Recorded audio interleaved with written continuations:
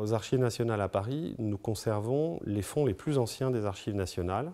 Et donc dans les salles du premier étage du Grand Dépôt, nous conservons les documents pour les plus anciens du 7e siècle après Jésus-Christ. Le plus ancien document que nous conservons ici est un papyrus de l'époque mérovingienne qui est daté de 632.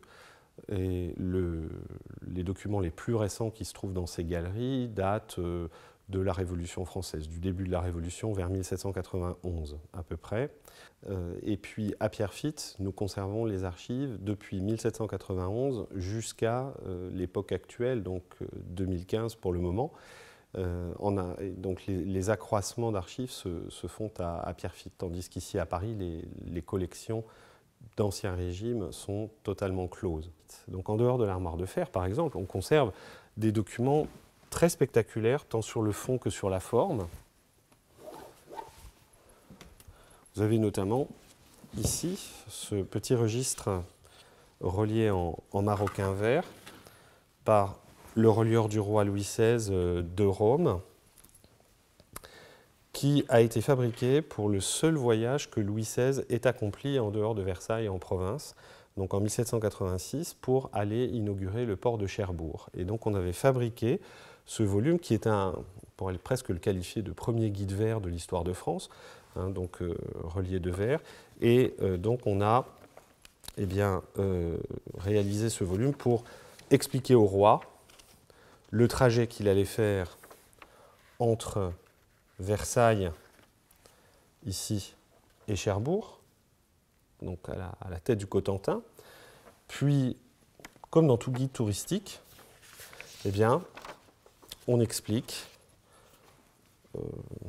on donne un certain nombre de données économiques, puis il y a une introduction générale, et ensuite la description des différents pays que le roi va traverser, notamment ici la généralité de Caen, donc qui correspondrait grosso modo au Calvados et à la Manche actuelle, donc avec une carte très détaillée de la route qui va être empruntée, et in fine, arrivé au Havre de Cherbourg, voilà, donc qu'il vient inaugurer, donc il a un plan de la rade et du port.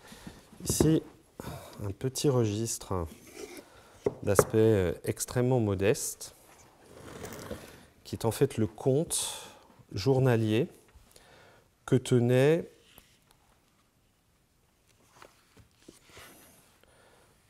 les femmes de chambre qui étaient attachées au service du fils de Louis XVI, le dauphin, le deuxième dauphin, donc le futur Louis XVII, et qui sont des dépenses quotidiennes d'achat, de chocolat, de rubans, de petits objets, de jouets, depuis le début de la Révolution jusqu'à l'incarcération de la famille royale au Temple. Voilà, donc jusqu'en août 1792. Donc ici, on a un seau de fer blanc pour l'antichambre, donc on imagine ce que c'est, un chapeau payé au chapelier, un chapeau pour monsieur le fils du roi, un galon noir, une carafe, des ciseaux, des cafetières pour 2 balles. Donc à la fois des jouets et puis des objets de la vie quotidienne. Donc vous voyez, c'est un petit registre qui a l'air de rien et qui en même temps est chargé de beaucoup de force émotive, surtout quand on sait la triste fin qu'a eu le fils du roi Louis XVI enfermé dans la tour du Temple.